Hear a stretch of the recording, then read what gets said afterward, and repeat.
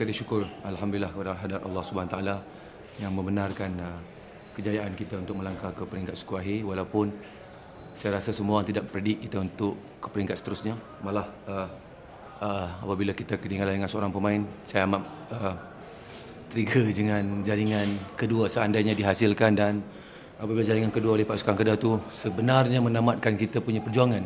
Tapi kehendak Allah lebih perancangannya untuk kami lebih baik, dan alhamdulillah jaringan yang amat diperlukan tercipta, dan sebenarnya 90 minit hari ini lebih mendebarkan, dan saya takut pemain gugup kerana asakan bertali arus daripada pihak Kedah, dan akhirnya penampilan yang cukup baik daripada semua barisan pemain saya, dan mengharapkan kejayaan ini menambahkan tonik untuk para pemain untuk menghadapi perlawanan berikutnya di halaman sendiri ketika menerima kunjungan KL dalam perlawanan Liga.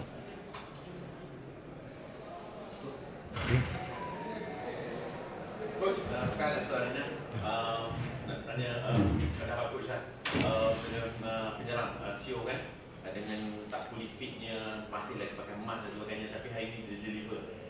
Sebenarnya ketiga-tiga foreign player saya terpaksa saya rehatkan di JDT hanya sahaja untuk perlawanan ini, dan ketiga-tiganya sebenarnya tidak dalam keadaan 100% cergas, tetapi memandangkan kita lawan pasukan yang kuat kerana defisit dua yang kita bawa ke sini sebenarnya tidak mencukupi, dan alhamdulillah beliau tampil untuk menjadikan gol yang amat diperlukan oleh pasukan, dan beraksi dalam keadaan sebegitu sememangnya susah kerana emas yang diterima yang kita buat tu baru sampai pagi tadi, diperlukan masa untuk menyesuaikan perkara tersebut, dan alhamdulillah dia memaklumkan kepada saya dia menjaringkan gol tadi bukan dengan kepala tetapi dengan hidung dia, sebab dia tersalah sebenarnya, terlalu takut because of dia pejam mata, dan syukur sekali lagi kepada Allah ketiga-tiga pemain tersebut memberi keyakinan kepada pemain lain untuk beraksi malam ini.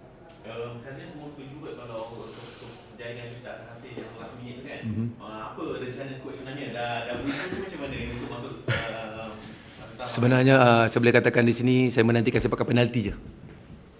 Saya tahu saya akan sukar lagi 30 minit terakhir untuk menerima asakan, dan saya mengharapkan sepakat penalti, dan dalam masa yang sama saya tidak sempat berlatih pun kerana cuaca hujan di Ipoh, serta semalam kita berlatih di sini, kawasan tu agak terbuka, jadi kita tak berani untuk mengambil gamble untuk melakukan sepakan penalti, dan saya mengharapkan para pemain yakin untuk mengambil sepakan saja.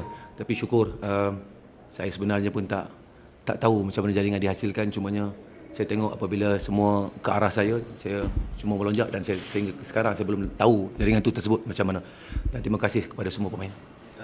Coach ada menitipkan kat pemain kepercayaan beraksi dengan 10 pemain nampak lebih teratur sebenarnya. Sebenarnya apa yang berlaku di Ipoh, Kedah sama, cumanya kita lebih awal mendapatkan 5 minit awal daripada Kedah di Ipoh tempoh hari, tetapi kita gagal mendominasi, dan saya syukur apabila Amir Bek keluar memberikan ruang yang besar untuk kita, kerana beliau salah seorang yang pemain yang perlu diberi perhatian dalam kunjungan kami di sini, dan kemungkinan harga yang amat besar buat pemain iaitu Karul Ashraf menerima kad merah akibat terjahan yang bagi saya pun tidak mahu komen sebenarnya, dan mungkin disebabkan kad merah tersebut memberikan kami jaringan 1 gol. Kita ada rasa tak hari ini bukan hari Perak, memandangkan offside gol Milanovic dan juga gol kedua Kedah tu? Ya, saya rasa hari ini cuma saya mengharapkan ketentuan Allah tadi. Sebenarnya saya memang tawakal kerana saya tengok buntu untuk mendapatkan peluang, walaupun untuk masuk ke kotak penalti Kedah sekalipun saya rasa dalam keadaan 10 pemain terlalu sukar, tetapi itulah kita pun sebenarnya selalunya free kick ni semua Luciano akan ambil sepakan tersebut, tetapi malam ini Suhairi berani dengan beraninya mengambil sepakan, dan kemungkinan saya pun tak tahu macam mana sepakan tersebut, apapun itu je lah yang saya boleh katakan, kita menerima kemenangan malam ni. Adakah coach ini yang coach mahu buktikan apabila coach tak bawa player-player import di lawan JDT? Adakah ini yang coach ingin buktikan pada peminat penyokong Perak malam ni? Sebenarnya kita perlu realistik. Kita melawan dengan JDT ini, kalau kita bawa 5 tak cukup. sebenarnya, tapi dah undang-undang kata 5. Tapi kalau 5 kita terpaksa lagi teruk kehadiran kita 5 hari kerana Kedah memiliki rehat yang mencukupi. Kerana tidak beraksi pada minggu yang lalu, dan kami beraksi di laman JDT yang tak pernah orang menang, dan kita tahu kita akan berlari untuk 90 minit. Jadi saya terpaksa gamble walaupun tidak disenangi oleh kebanyakan orang, tetapi mereka faham dengan kejayaan kita melangkah ke peringkat suku hari. Saya rasa kadang-kadang keputusan tu betul ataupun salah kerana kita manusia, kita melakukan kesilapan, dan saya menerima, dan ini adalah hasil daripada semua pemain untuk kejayaan.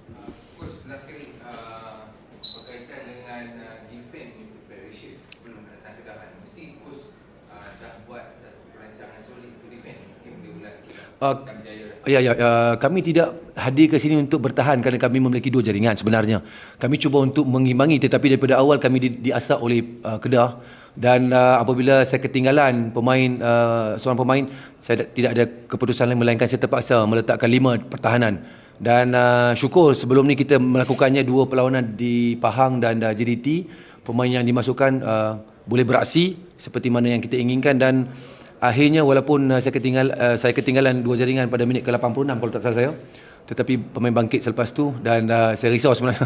Saya amat risau dengan keputusan kerana pemain Kedah sentiasa hadir untuk memberi ancaman. Adakah coach rasa percubaan untuk mengelak pesta gol dapat Perak lakukan dengan baik dengan disiplin pertahanan?